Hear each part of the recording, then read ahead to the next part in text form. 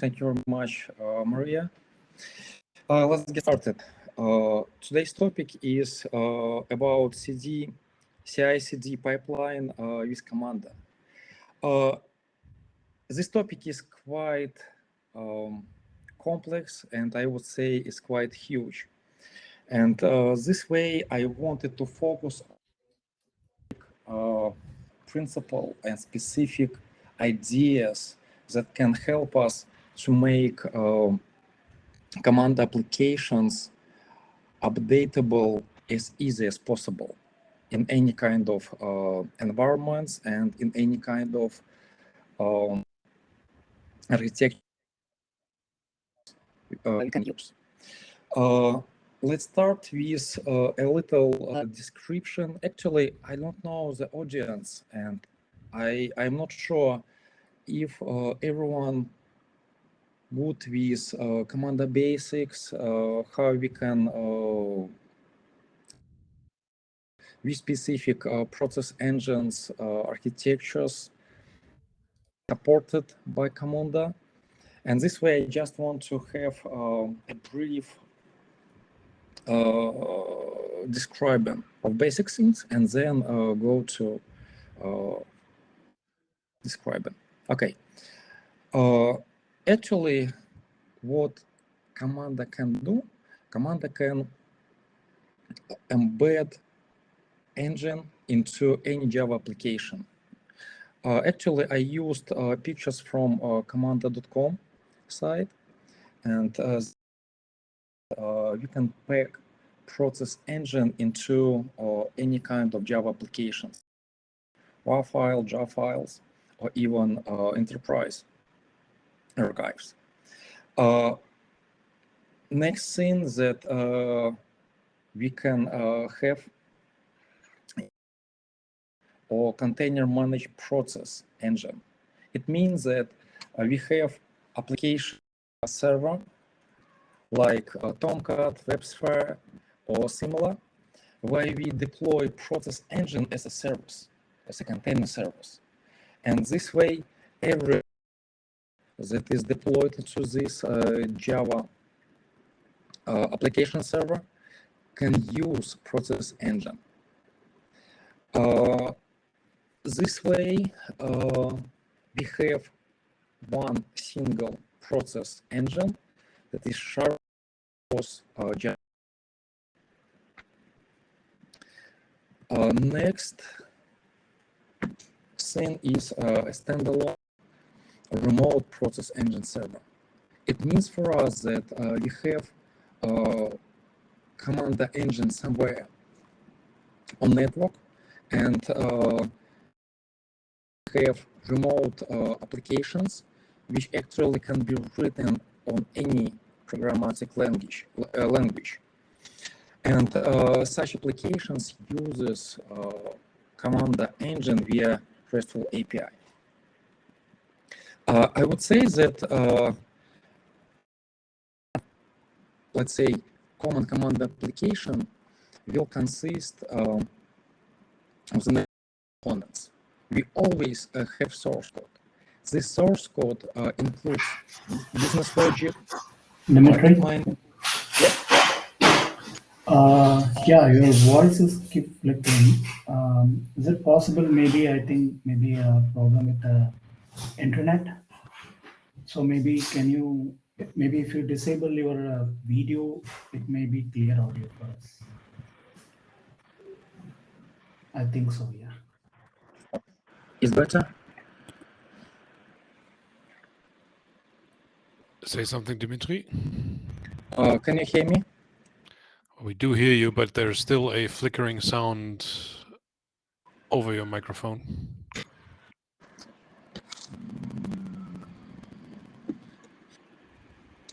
Okay.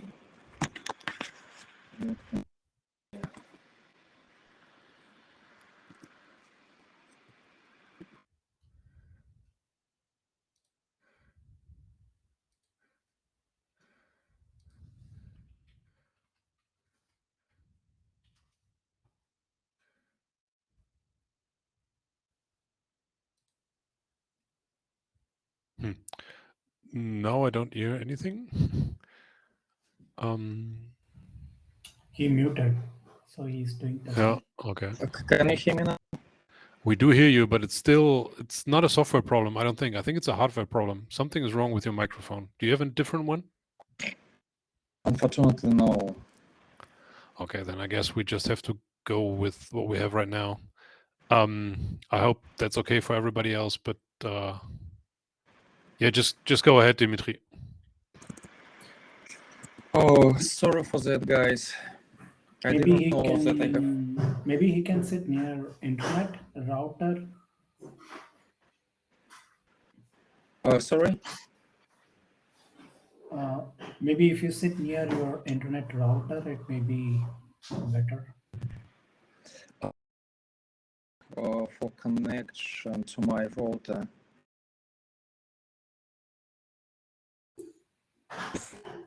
Okay. Are you using headphones or just directly? I use We did not hear anything. Now it's really bad.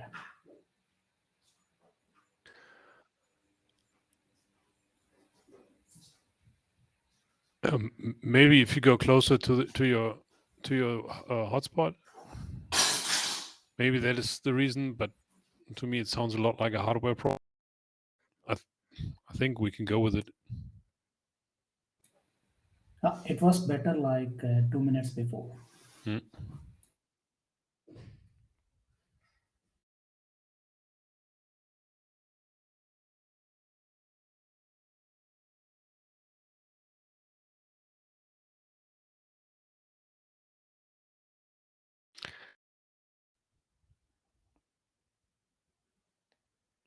Sorry about these issues.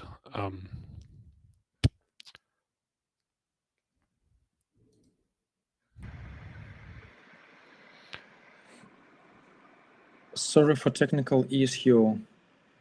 We hear you a lot better.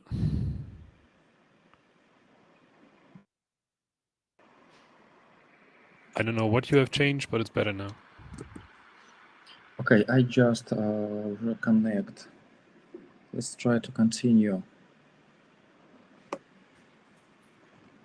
Okay. Okay. I describe what specific components we have in any command application. We have source code, which contains business logic.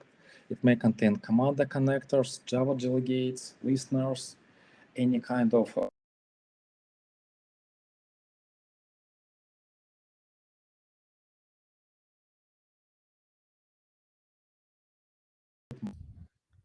it might be remote.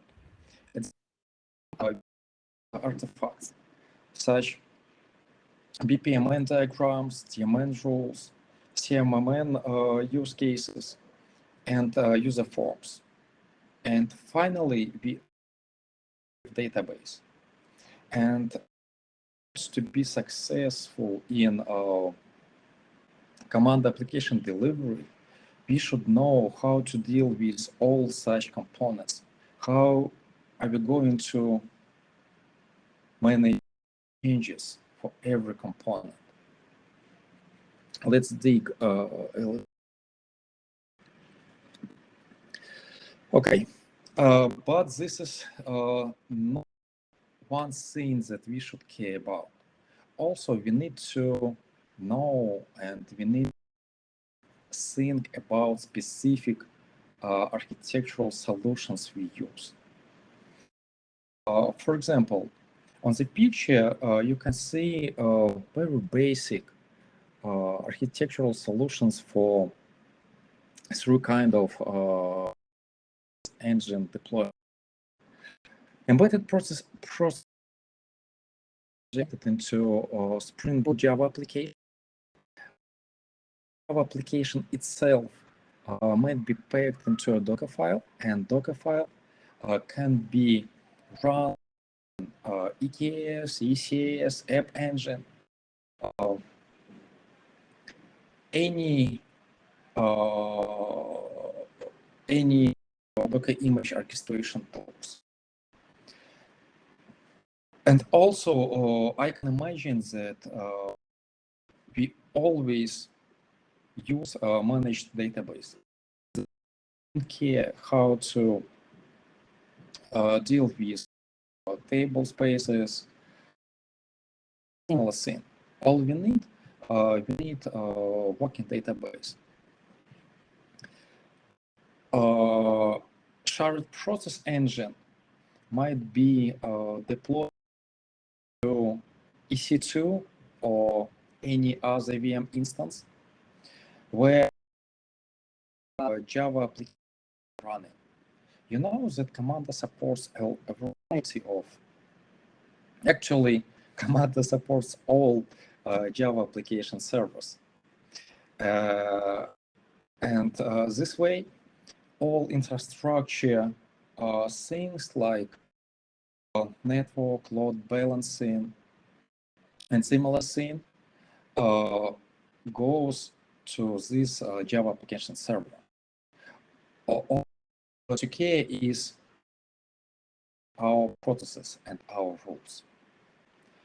And finally, third architectural solution for remote process engine. At the same time, we have command running in EC2, ECS, whatever container orchestration tool. We have a lot of external applications. Such applications can be deployed anywhere. You can use the same cloud. You can use, and there is no any restriction for your application. You may use any language. You can use Python, PHP, whatever you want. The only one restriction here is that you have Camunda RESTful API to communicate with Camunda engine. I believe that first architecture solution is more preferable, at least a pattern in our company, because in this we have a lot of benefits. We have a full control on Camunda. We can tune, extend it, whatever we like. Time, architectural infrastructure questions, issues later on the cloud. Kubernetes or ECS or App Engine will about load balancing, about stability, about everything. And we need just to think about our need in this case. Okay. What issues should we solve for successful pipeline with Camunda application? First of all, we need to specify requirements. We need to decide how can we organize our project, where we need to put processes, process migration. At the same time, Camunda has DMN engine. It means for us that some logic or some decision might be evaluated quite fast. This evaluation may depend on specific rule version. This for us because want our customers override logic that was on project start. At least I don't know such cases. For application remains the same. It's like a human, right? In one age we want one thing, in another age we want another thing. The same with customer, and we always need to care about changes. Okay, other questions that we need to think about: how can we manage database changes? How we should manage Camunda engine updates itself? Finally, how we can deploy everything, and keep in mind that user experience should be very good. It should be zero downtime for our. Okay.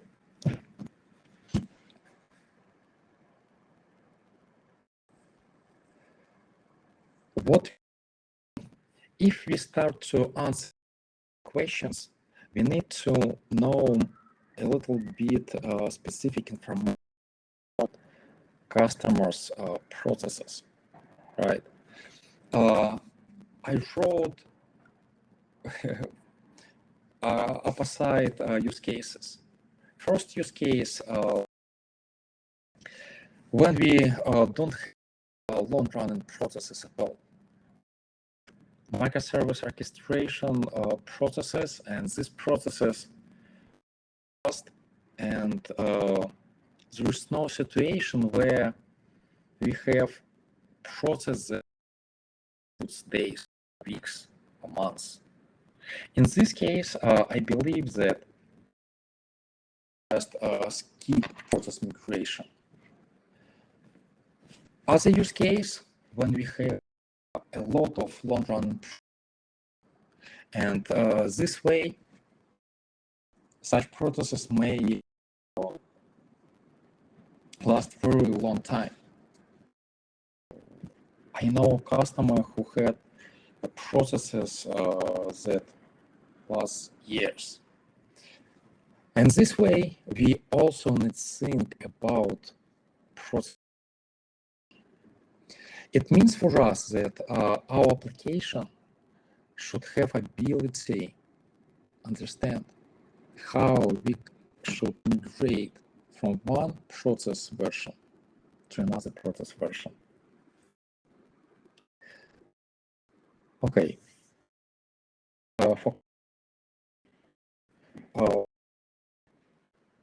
Camunda, actually, any Camunda artifacts are being deployed with application itself, just like a part of application.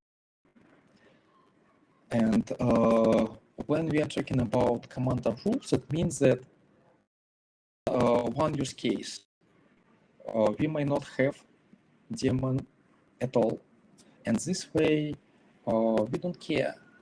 We want to update it because we don't have it. Other case, when we have a lot of daemon rules, or actually, we want our customer to modify such rules. It means that during the time, requirements might be changed. And we want, or customer wants to raise limits or increase limits, change rate, or do something similar.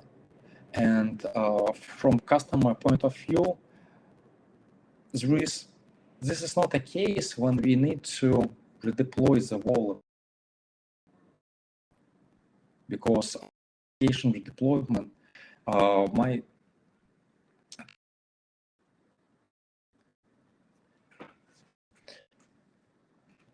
okay. Next thing, how to manage database changes.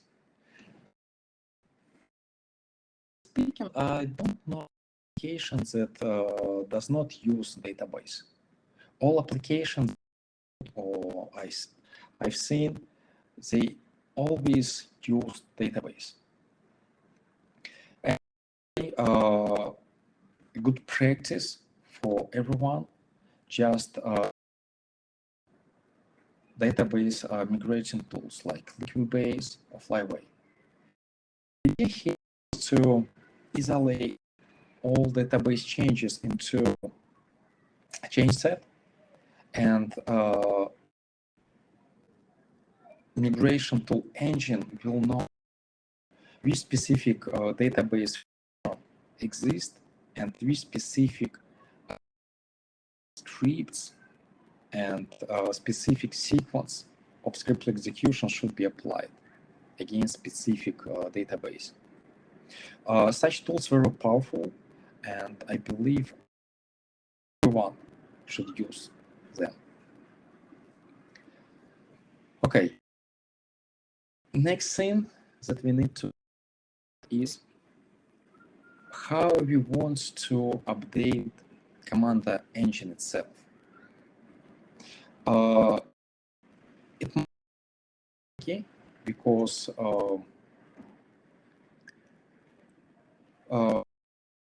in some cases we need to apply database changes for Camunda engine database.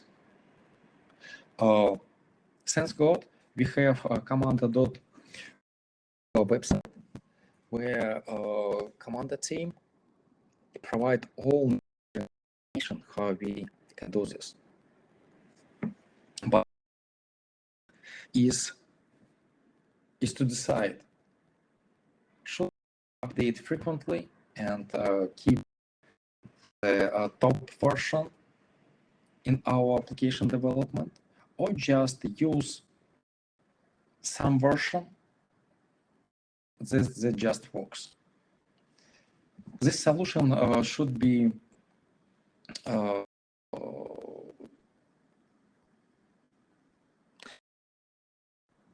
actually, I believe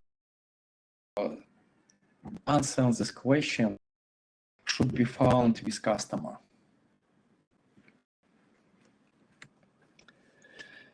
Okay. About user experience and zero downtime.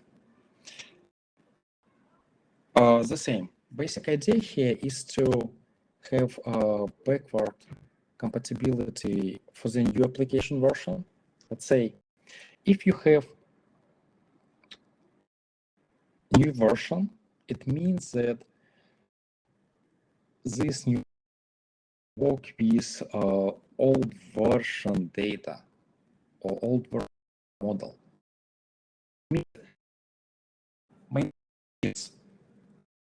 Let's say Java or database structure, you should not remove something.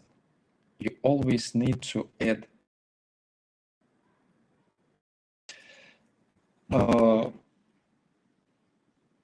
second idea about this connected with zero compatibility for the old application version. It means that version should work with data model with that bring new version.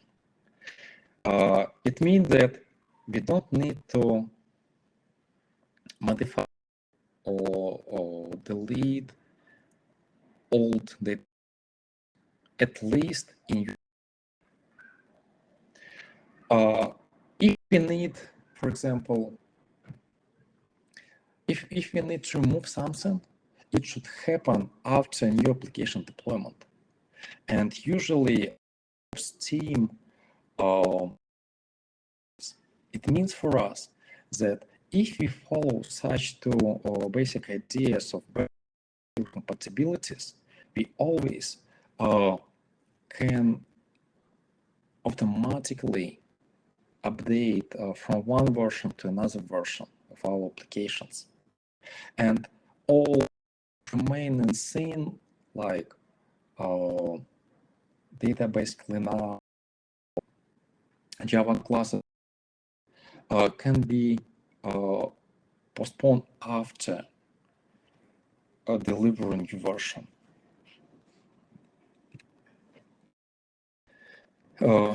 Okay. And finally, how we can organize our project structure to support all mentioned idea here. First of all, we need to isolate database changes. We definitely have to use liquid-based or flyaway migration. It means that if we have a set of scripts for every application version, we can easily create a pipeline that runs such scripts against specific database. It's a stage, integration, or production database. At the same time, we need to track process instance migrations. In our applications, we use a manual tool that behaves similar to liquid-based or flyaway. We track all information migration from one version to another. It looks like a very simple JSON where we can map one activity or one process to activities to another process version. Also, we need to think how we can update DM if necessary, if it's required. For doing this, we usually propose our own API that gets DMN, and implementation is very simple. We create a deployment and deploy your rule into Camunda engine.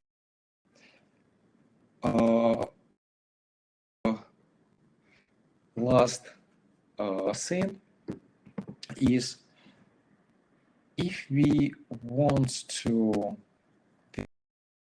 our Camunda application without troubles, we need to find solid and keys development approaches. It means that we don't need one side, we don't need to make it, and other side should organize our project such way that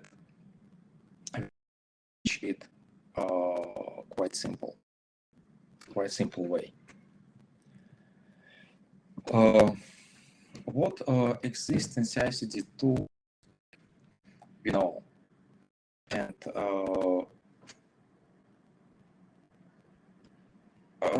use in. Everybody knows Jenkins or Cycle CI. This is a very great product that a lot of our customers uses.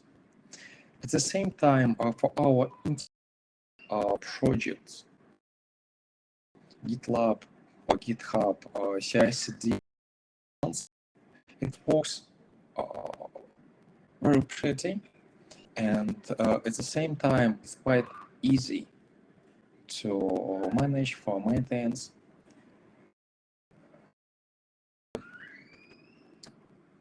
If we have such a part for our customers who love to work in cloud, we always propose cloud-native CI/CD solutions, which is AWS and GCP Cloud Build. Such solutions specific for every cloud platform, but at the same time, we have a really huge advantages of this, because if customers' infrastructure located in AWS to use for CI/CD. All integration with AWS across AWS services. Great. The same thing for GCP, cloud build. If our customers Google Cloud Platform, we definitely suggest to use cloud build for CI/CD. Unfortunately, I don't have a live example for that because there are variety of specific deployment, architectural pattern, and specific application structure. That's why I just created such slides and shared it with you. If you have any questions, welcome. Dmitry, thank you very much. Let's ask the attendees. Are there any questions on your side? Just speak up. I don't think we need to use the chat, so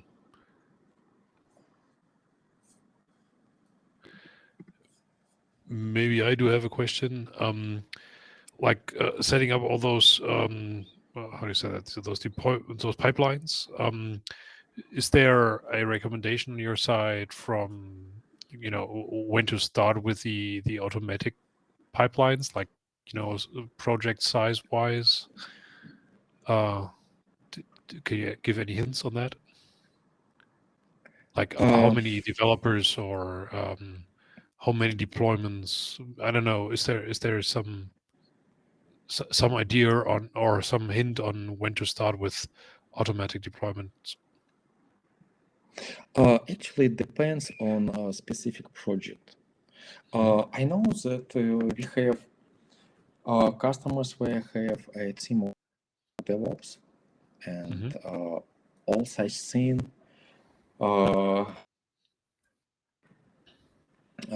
is a thing. But if you start new project and you know that project might be, I would say, might be medium size. I mean that let's use 7 to 10 developers, a couple of testers. I believe that you can start with GitLab Hub pipeline, CI/CD pipeline.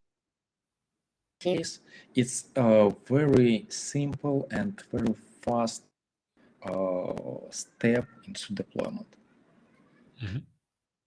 Step is quite enough for you just to create a script file and use it. This is only for the second step. It's on your decision how you want to deploy, but where you want to have your application running. If you choose AWS, it might be one solution. If you choose GCP, it might be another solution. And I prefer native pipelines. Choose a cloud. All right. Thank you. Any questions from the attendees? Yes, from my side again. Uwe, yes. Thank you. Only thank you for your presentation. It was really a lot of details. After all, my question is because we have also a lot of teams in our company at insurance in Germany, where we have already a lot of pipelines, and all the people I talk to, they talk about, hey, yes, we use GitOps, and that's the future for building and all these things. And so, if I understand you right, you will also say if anyone is already doing his project with a cloud native built tool from Azure or AWS or whatever, you still suggest to use these methods because they are more native and more integrated, right? Than making own Camunda deployment, whatever. Right. Depends on customers who should want to be vendor locked on some technology. For example, they said, I don't want Google App Engine because this is this solution only from one vendor. I want to use Kubernetes because Kubernetes can be installed everywhere, even on our, and I'm good with this. Actually, what I wanted to say is that customers should define their actual goals. If they don't afraid of vendor, it's fine. But if they have some concern like, oh, I don't know, probably Google or US will be bankrupted some point of time in the future, and what should I do with my application? They definitely should see on vendor-free technologies. Okay, thank you. Thank you. Any more questions? Hey, Okay. Yeah, this is Sergey. I asked some in the chat, but I can repeat. I guess part of answered already, so I'll ask about the third one, where you mentioned database changes isolation using Flyware or something similar. But what DB changes are you talking about when we are in scope of Camunda project? Normally, you should not be like touching the Camunda database schema itself, or are you talking more about like system of records, database changes, or something similar? Yeah, good question. Actually, I was talking about application-specific database schema because it's not a good solution to Camunda schema. Right?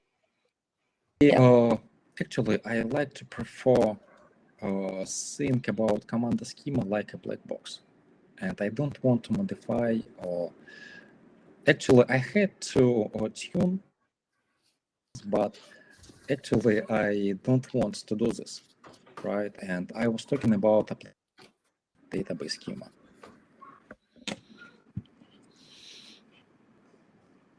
Thank you. Sergey had another question. I'm just reading it in the chat box. He also asked if you are willing to share your slides with the audience. Yes, would you be able to? How can I do this?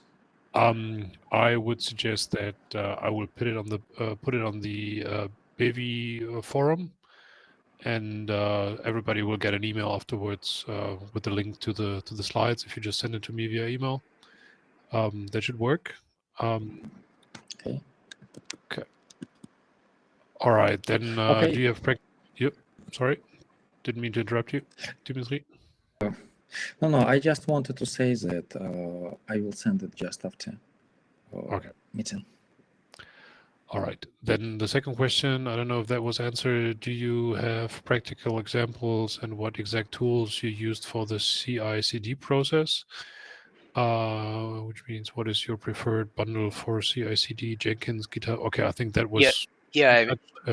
Just wanted to clarify a bit after what Dmitry answered. I think to your first question, Bjorn, I think it was kind of related. So what I meant by that is when you engage with the client, and as Uwe pointed out, often the client might say that we're the AWS stack and we use GitHub or GitLab, or we use AWS repository, blah, blah, blah. So do you prefer to try to talk them out of that, and if you have your preferred bundle, of CI/CD tools in this case, or you prefer, like you said, to use native?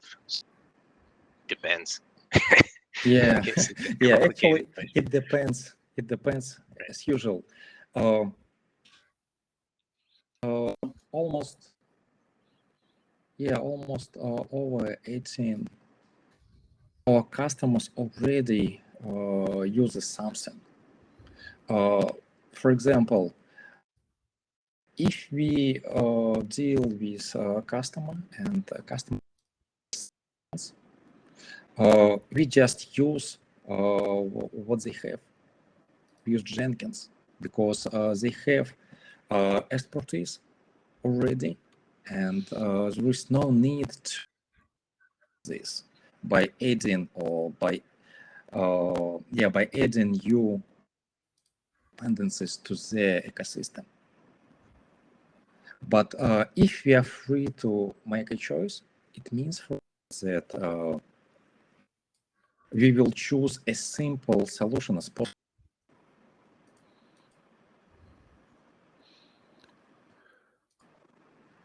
Right. Thank you. Makes sense. All right. Are there any more questions?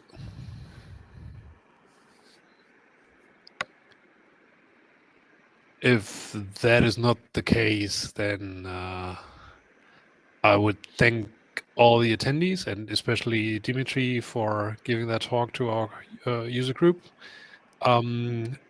That was a online meeting. I'm very much looking forward to physical meetings in the future. We don't quite know what the future holds as far as this fall and winter is concerned. But we will from now on communicate to the user group via the Bevy app that is supplied by Camunda for the user groups all over the world, actually. So I'm very much looking forward to see you in one of our future meetings, either in Berlin or maybe online again. Dmitry, once again, thank you so much. I appreciate the slides, and I wish everybody a fantastic evening wherever you are. And Thank you very much. I forgot to turn on my video. I'm sorry. Thank you Yeah, very so much. bye-bye, guys. Hope to see you soon. Bye. Bye. See you.